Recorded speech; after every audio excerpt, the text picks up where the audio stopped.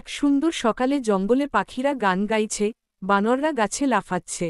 বনে এক ভয়ঙ্কর বাঘ থাকে, নাম বাঘা রাজা। সব প্রাণী তাকে ভয় পায়। একদিন বাঘা রাজা বলে, বাঘা, আজ থেকে প্রতিদিন এক করে প্রাণী আমার খাবার হয়ে যাবে। সব প্রাণী ভয় পেয়ে যায়। তারা ঠিক করে, পালা করে সবাই একদিন বাঘাকে খাবার দেবে। Dash dash dash.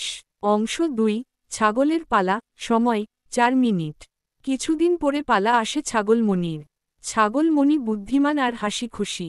সে ভাবে, বাঘার পেটে না গিয়ে আমি তাকে শিক্ষা দেব। মণি নদীর ধারে বসে একটা পরিকল্পনা করে। Dash dash dash. অংশ 3, বাঘের সাথে দেখা। সময় 4 মিনিট। ছাগলমণি দেরি করে বাঘের কাছে পৌঁছায়। বাঘা রাগে, এত দেরি কেন? আমি তো ক্ষুধায় মরছি। ছাগল, ওহ বাঘা রাজা, আমি তো আগেই বেরিয়েছিলাম, কিন্তু নদীর পাশে আরেকটা বাঘ আমাকে খেতে চেয়েছিল। বাঘা, আরেকটা বাঘ আমার এলাকায়? চলো দেখি কে এত সাহসী।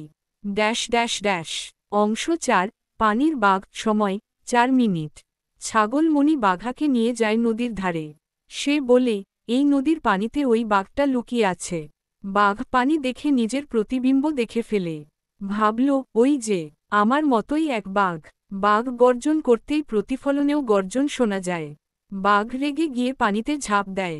জল ছিটকে পড়ে বাঘা রাজা ভিজে কাশতে থাকে। ছাগল দৌড়ে পালায়। Dash dash dash.